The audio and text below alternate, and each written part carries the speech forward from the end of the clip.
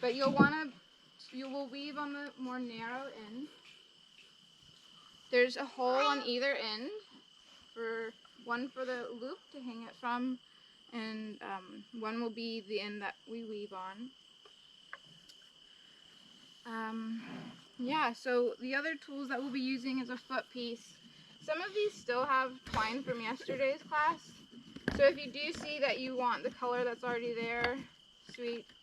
I don't know, these purples, I might be cutting it close with how much material that we need, but we can probably use that up. That would be cool. We've got other colors here to choose from. I'm just gonna sneak past this. Excuse me. So this is the nylon thread, and then there's also hemp.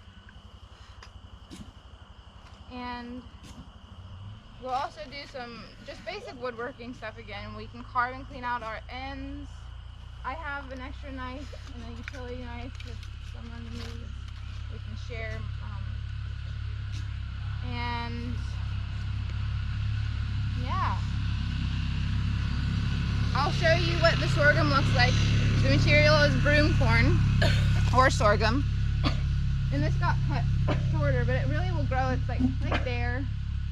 It's really tall when it grows, and it looks like corn, but all the energy goes up to the tassel to the seeds. And it's a sorghum, so maybe folks have tried the sorghum syrup before. And so what you do when I harvest them, I just go down to the first knot, and then I go from there. I let them dry out first also, and then I rehydrate them before weaving. How long do you dry them for? Probably about a season and a half. Probably longer sometimes. But they'll get pretty hard. I'll pass this around. And I've never made a broom, I don't think, with this long of a weave, so I usually will trim them up as well. So I can pass this around. They come in different colors too. I've got like beautiful deep, like a deep black purple and a deep maroon red, or this kind of lighter. You can kind of see the tips are getting a little bit darker. So a traditional broom is an ash handle, birch bristles, and it's woven with willow. And I have done one class with those, and that is a fun one too. Can you describe what a birch bristle is? Yeah, so it's just the ends of the branches that are like a little more tender and small, and so that's the brush. That's what's used for the brush part. It seems so different from the sorghum. I've also made brooms with hay or straw and willow bark weaving, cutting strips of the willow bark, and then using twine even for the tying. I'm an herbalist, so I've made herbal brooms, and I have many different designs that I make other than the Cobbwebber. So these are nice because they're long, and then the brush is long and narrow. This is my son Torin, the honorary helper. And so they're longer, and they're meant to be for overhead. They're great for corners and ceilings and rafters. And again, like I want to encourage you to think about your space, or maybe who you want to give this to. And even when we get to the sewing part, you can keep it round. You can sew it flat. We can go through that process.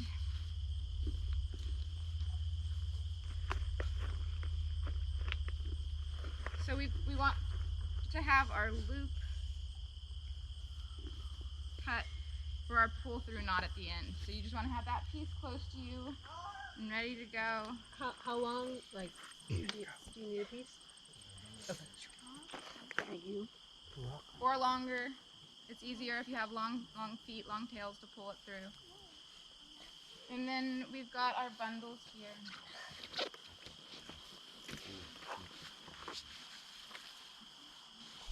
So I've already soaked these. I soaked them for like at least 6 hours.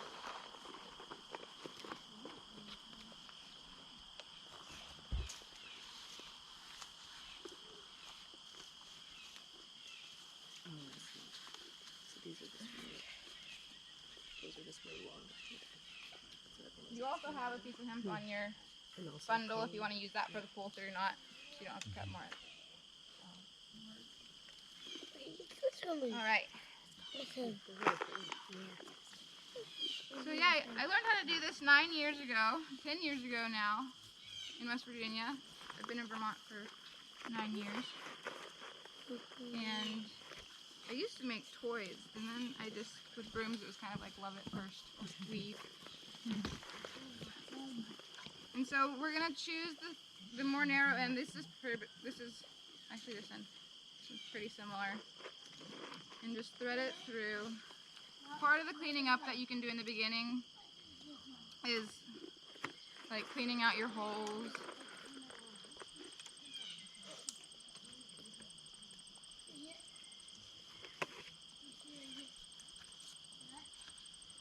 And just, always carving away from you. You can, on the side that you're weaving, if you want to make it a little bit more narrow, there's some wider, bigger ones that you might want to just carve down a little bit at the end to just have them be a little more pointed. Sometimes that out just fine. Again, every broom is going to be totally different. This one really doesn't need that much cleaning up. Sometimes it's nice to just pop off those little knots.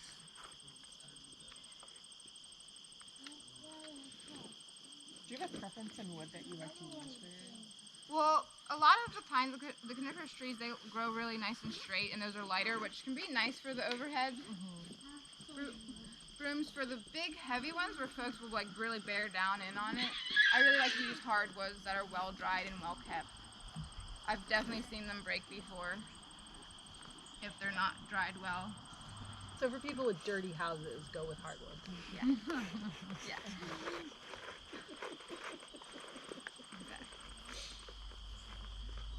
Yeah. So I'm threading it through, and I'm gonna tie the double knot. I'm blanking on the formal name of this knot, but Devil's it's good tongue. and tight. Just good and tight knot. So this will be the first time that you really feel the tension that you're gonna want to keep for the whole time. So we're gonna probably spread out a little bit more with our sticks.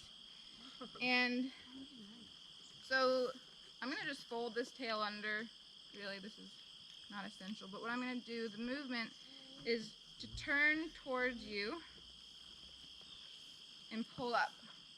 So the whole time I'm gonna be moving up the stick, and I'm gonna be pulling up and turning towards me. And I'm gonna go around 4 times here.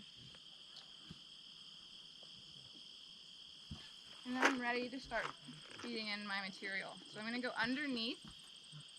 For folks that were here yesterday, it's the same feeding in. And I'm gonna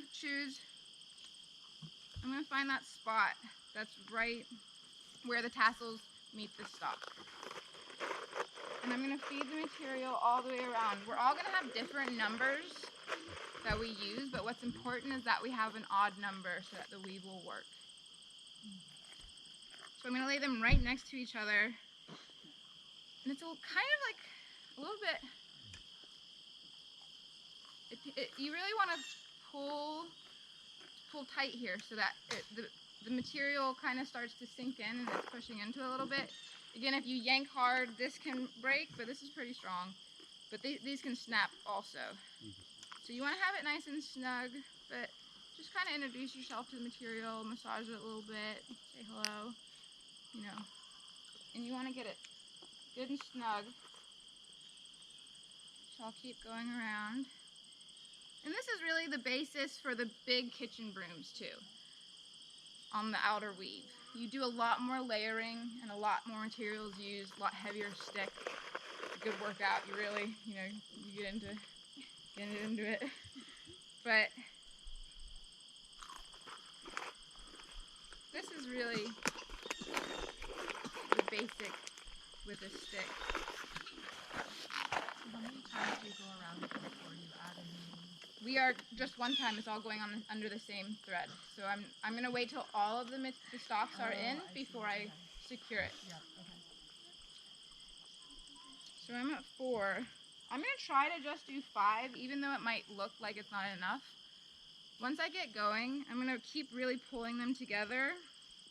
And as they flatten down, those holes will get smaller. So I just am kind of like rolling the material over. Because if you have too many pieces, what will happen is they'll jump up onto each other and then it won't be secure. So you want to make sure all of the stalks are laying flat on your stick. And so what's important here to recognize is to keep these stalks straight and angle with your stick. And it's a right angle with your twine. With my broom. And if you pretty much encircled the stick at this point? Yep, so I'm still kind of like slowly moving these pieces over and tightening it. So I'm taking my time at this point. And the size of the stick is what's going to determine how many. Exactly. Yep, and what's most important is just that odd number. Yeah. So it looks pretty good now. I think all my holes have tightened up pretty well. And you can see how much it's bent into the material. So this whole time I'm keeping this tension until it's done. So I'm gonna go around, and what I'm doing is laying this piece of twine flat next to the other piece of it. So it'll also want to hop up onto itself. So just laying it flat and keeping going in the direction of your stick. So I'll go around 4 times here. Again, this is like a design thing. I would go at least 3 times around just for structural support, but if you want to go, even 5 to have a thicker part. What's important is that we secure down this front part and then this tail part. So we're going to do this tightening on either end. So now I'm ready for my weave. And again, we're going to be like gentle and just kind of moving slow through the process. It's really easy to want to go quickly and skip a step. So I just picked this up, and again, I'm using my other finger just to, get that material loosened up a little bit. And then I'm going to go over, again, just kind of gently pulling towards me and rolling up. It's going to be really easy at this stage to get down at your feet to be weaving. So keeping, the core engaged and trying to sit up as much as possible, and keeping your knees as that reference of your work, keeping above your knees. So again, if you want to play with the weave, you're welcome to. This is just over, under, plaiting.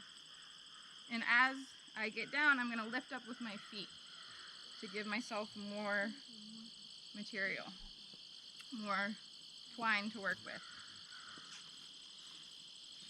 So, do folks know the history of that theme of witches flying on brooms and flying engines or ointments? Does anyone?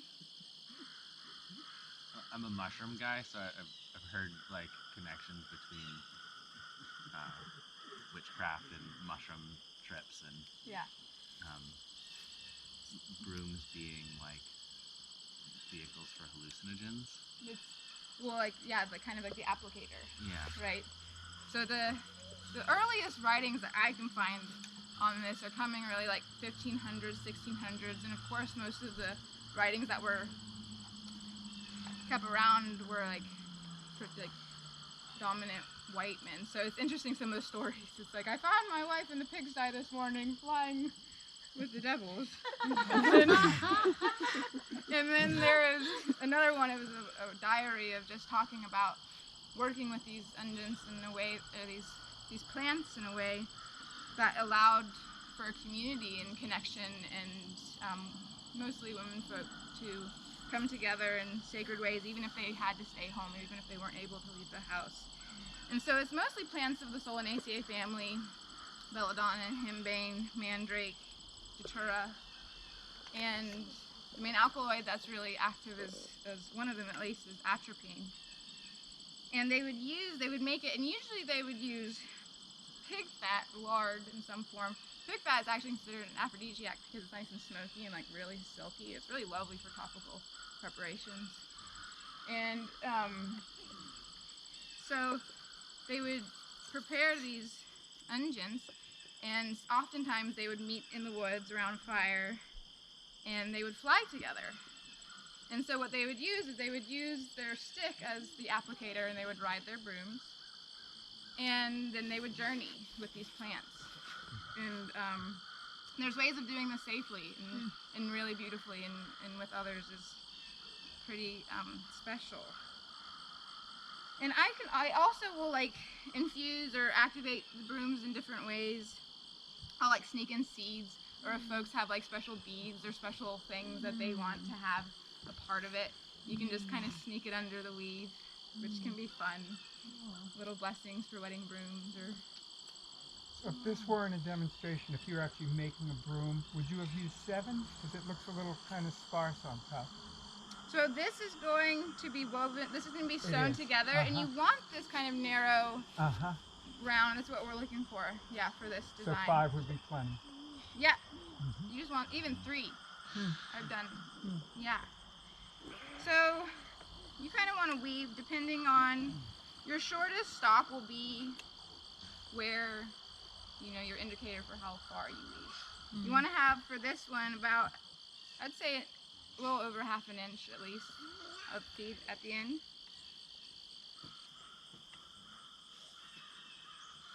So I'm just gonna speed it up a little bit. We were definitely harvesting some of the grass yesterday here. Okay. Go a little bit more. And I'm pulling in. You can see how it's bending into the material. Yeah, it is. It is corn, broom corn. So I'm ready now for my pull-through loop. So what I'm going to do is keep these feet together, keep the loop laid down onto one piece, sneak it under there, lay it down onto that piece,